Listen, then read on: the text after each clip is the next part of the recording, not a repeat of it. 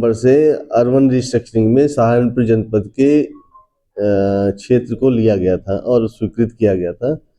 उस क्षेत्र में हम लोगों ने जो रिस्ट्रक्चरिंग का काम है वो कॉमर्शियल, टेक्निकल, रेड ये सब सेपरेट कर दिया है, यूनिट अलग अलग कर दी। पहले 2 डिवीजन हुआ करते थे, अर्बन फर्स्ट और अर्बन सेकंड, घंटाघर और जनकनगर डिवीजन में।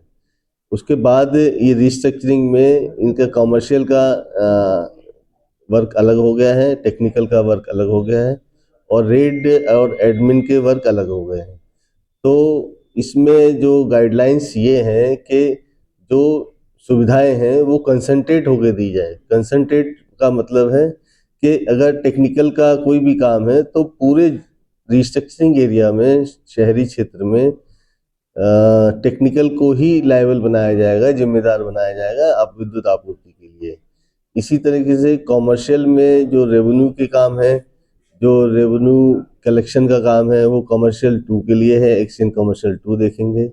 और उसमें सारे बिजलीघर, जितने 18 बिजलीघर आ रहे हैं, वो सारे बिजलीघर के क्षेत्रों में उपभोक्ताओं की सेवा में वो राजस्व वसूली का काम उनके लिए किया जाएगा।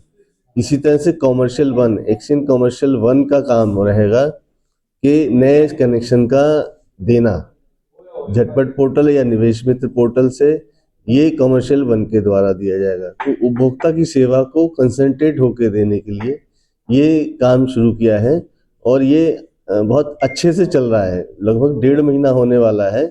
इसमें हमें किसी तरह की कोई दिक्कत नहीं आई है। इसमें कंज्यूमर के लिए हम लोगों ने 4 हेल्प डेस्क भी बनाए हैं, जिनका काम ये है कि जो शिकायतें अभी तक जो है वो सीधे जेई, एसडीओ या फिर जो है टीजी2 या संविदा कर्मियों के पास जाती थी बिजली घर के माध्यम से, वो शिकायतें अब सब हेल्प डेस्क में कलेक्ट होती हैं और 19/12 पे उनको लॉगिन किया जाता है। और उपभोक्ताओं को ये भी बताया जाता है कि आप स्वयं अपने घर बैठ के इसको दर्ज करा सकते हैं 19/12 पे, जो कि जिसका निस्तारण जो है वो हेल्पलाइन के थ्रू आपको होगा।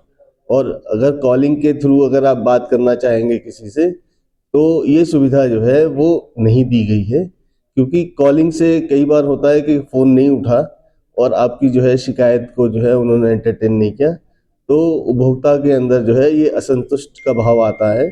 इसलिए हेल्पलाइन के थ्रू, हेल्प डेस्क के थ्रू इन सबको हम लोगों ने कलेक्ट करने के और उसको निस्तारण करने की सुविधा दी गई है। इसमें जो हेल्प डेस्क में है वो हमारी एक आईटीआई बिजली घर है, वहाँ पे है, एक हमारी जो है जनक नगर में है, एक हमारी जैन बाग में है और एक घंटाघर में है। तो यहाँ पे आप उपभोक्ता जो आ रहे हैं उनको सबको जो भी शिकायतें मिल रही हैं, या स्मार्ट मीटर की हैं, या शिकायत कंज्यूमर के बिल की है, या जो सप्लाई की है, वो सारी निस्तारित हो रही हैं।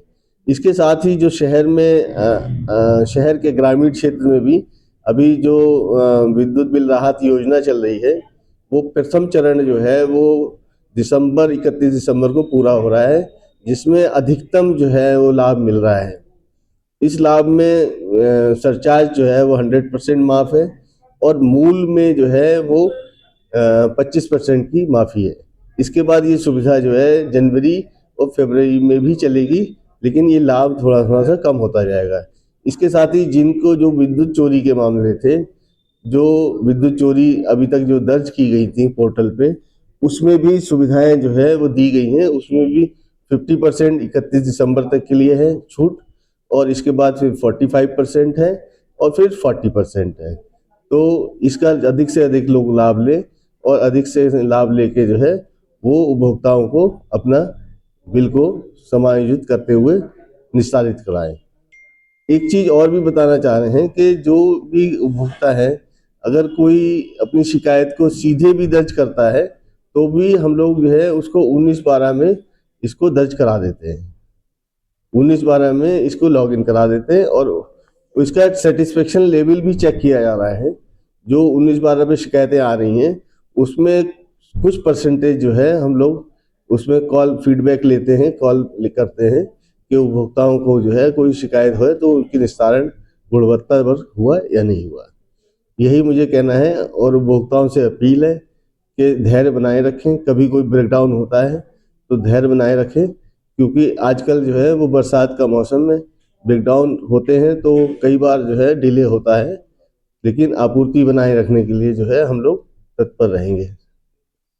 Thank you. ये स्मार्ट मीटर आज जो लग रहे हैं, इसके बारे में काफी लोगों को भ्रांति है, इसके बारे में क्या कहना चाहेंगे?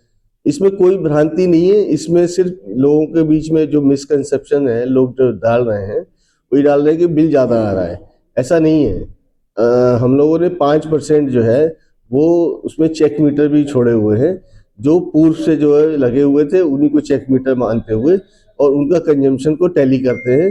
तो कंजम्पशन हम लोगों ने जो ऑब्जर्व किया है वो लगभग सही निकला है, कहीं कोई भ्रांति नहीं है इसमें। और उपभोक्ताओं से ये अपील भी है कि अधिक से अधिक जो है स्मार्ट मीटर लगाए, क्योंकि पहले जो है जो हमारे मोबाइल हुआ करते थे वो नॉन स्मार्ट होते थे।